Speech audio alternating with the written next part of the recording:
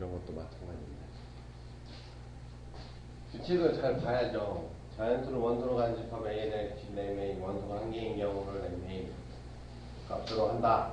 그지? A 원소가 두 개인 경우는 플러스 마이너스 마이너스 플러스를 분갈하면서 쓴다고 했어. 예를 들어서 원소가 하나면 그냥 5 쓰는 거고, 그지? 두 개면 크기 순서대로 쓰는 거고, 그지? 여기서부터 뿔, 마, 뿔 이렇게 가는 거죠, 그지?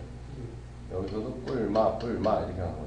뿔, 마 해서 가는 거죠. 더해서 이렇게 된다. 그랬어요. 근데 여기 문제만 바뀐 거지, 우리가 예전에 무슨 문제랑 똑같은 거냐면, 그 부분집합의 합을 다 구해라. 부분집합 원소의 다 합을 구해라.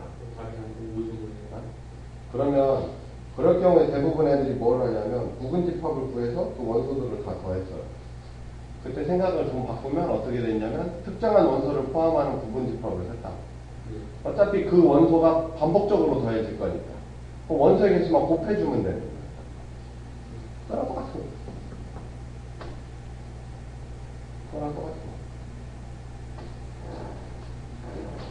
그거랑 똑같은 문제예요. 말만 바꾼 거야. 다른 식으로. 부호라는 말을 붙여서 더 복잡한 것처럼 보이지만 기본적인 생각은 똑같은 문제라. 서로 다른 원소를 다 더해달라. 그지? 부분집합을. 그럼 이제 아무 생각 없는 애들이 어떻게 시작을 하냐면 1, 2, 3, 4, 5 해갖고 한 개씩이니까 1, 그지? 2, 3, 4, 5 하고서 한 개인 애들, 그 두 개인 애들도 세죠. 두 개인 애들 하면 또 예를 들어서 1, 2 그러면 2 빼기 1, 그지? 1, 3 그러면 뭐예요? 3 빼기 1 뭐 이렇게 해요. 그래서 규칙성을 찾으려고 덤비겠지. 나오겠어 안 나오겠어? 안 나오지. 나와도 힘들게 나오겠죠.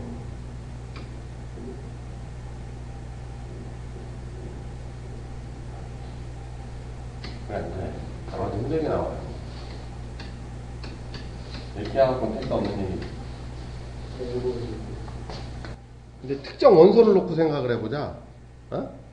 우리가 예전에 했던 것처럼 특정 원소를 놓고 생각을 해보면 특정 원소를 놓고 생각을 해보면 좀 더 쉽게 하죠. 어떻게? 예를 들어 5는 들어가면 무조건 뭐가 돼? 5. 그렇지. 5는 무조건 플러스죠. 그지? 자, 5를 포함한 애들이 총 몇 개?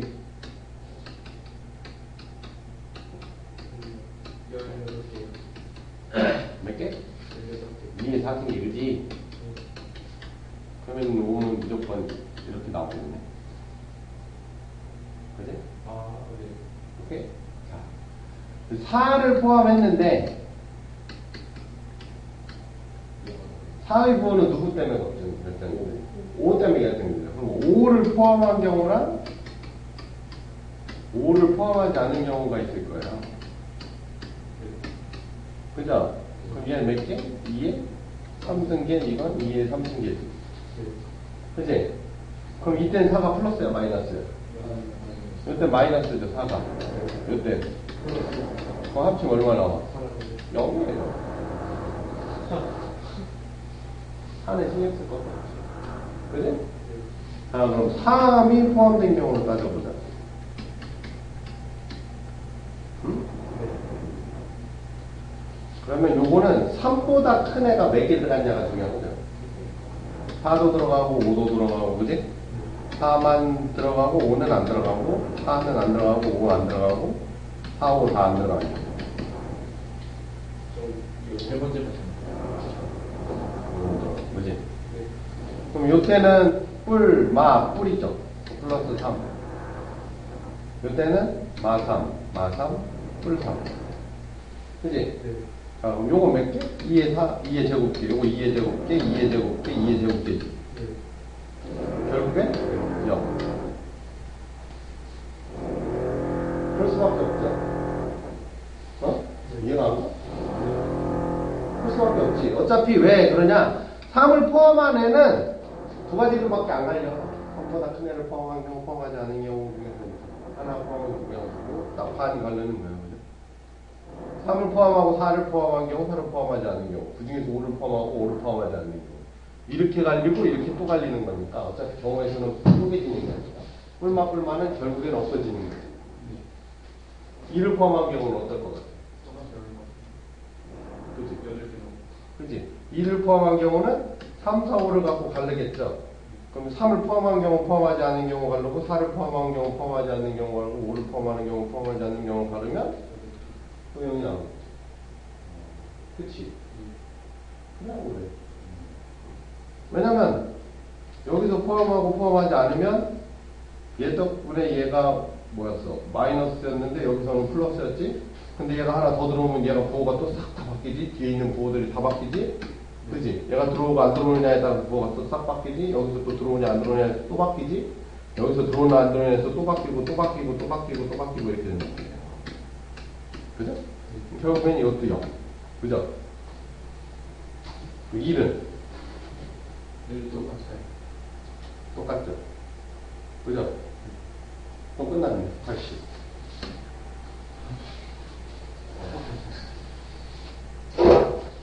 그러니까 말만 바꾼 거야, 이건 부호가.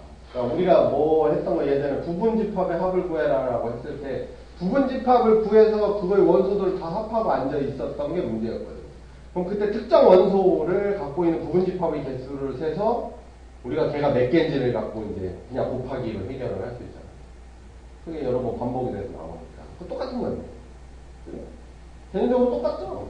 부호만 집어넣어서 계산만 더 복잡하게 만든 거야. 그러니까 알고 푸는 애는 똑같은 문제인 거고 모르고 푸는 애는 완전 다른 문제로 느껴지겠지. 그러니까 얘를 포함한 경우 얘를 포함했을 때 얘가 조건이 되니까. 그치? 4를 포함했을 때 5, 6이 조건이 되니까. 3을 포함했을 때 4, 5가 조건이 되니까. 그에 따라서 부호를 따져보면 다 쓸데없는 쭉 써서 해봐도 마찬가지야. 그래? 그러니까 아까 이제 성경이가 이제 그러더라고. 복습을 하는데 어떻게 개념 정리를 하고 뭘 해야 돼요? 문제를 풀어야 돼요. 근데 똑같이 풀면 안 되죠. 모의고사에 있는 문제하고 모의고사 공부를 어떻게 해요? 이렇게 얘기를 했거든. 문제집에 있는 거랑 모의고사에 있는 거랑 다르지. 달라. 훨씬 다르지, 느낌이. 근데 모의고사에 있는 문제들이 조각이 문제집에 다 있어요. 그 조각이 있는데 조각을 잘 못 보는 거야. 그러니까 니들이 덩어리를 보는 거야. 선생님 예전에 한번 했던 얘기가 뭐냐면 내가 니네 앞에서 공룡을 만들어주고 있어. 레고 블록으로. 공룡을 막 만들어주고 있다고. 레고 블록으로. 어떤 아이는 이 공룡 만드는 순서를 외워버려요. 선생님이 공룡 만드는 순서. 그럼 얘 보고 헬리콥터 만들어라는 못 만들어. 근데 선생님이 블록을 막 쌓으면서 설명을 해주지. 얘는 좀 튼튼하니까 밑에다 두고, 얘는 연결하기 좋으려고 여기다 넣고, 뭐 얘는 가벼우니까 이쪽에다 넣고, 날카로운 걸 표현하기 위해서 여기다 놨어라고 했을 때, 그 하나하나 블록의 성질에 집중하는 애들이 있단 말이야. 그럼 걔는 핸드폰을 만들 수 있어. 모의고사 문제가 이 공룡으로 보이는 거야, 얘네 문제. 그래? 그리고 문제집에서 풀었던 애들은 이 블록에 있는 조각들이거든. 그 조각들을 잘 조합하면 모의고사가 풀린다고. 실제로 이거 설명할 때 했던 문제가 문제집에 나왔던 겁니다. 부분집합의 원소를 생각해서 그 원소들로다가 뭐 해결을 하는. 그 조각을 약간 틀어놨을 뿐인 거라고. 이제 헬리콥터 문제가 나오니까 못 푼다고 생각합니다.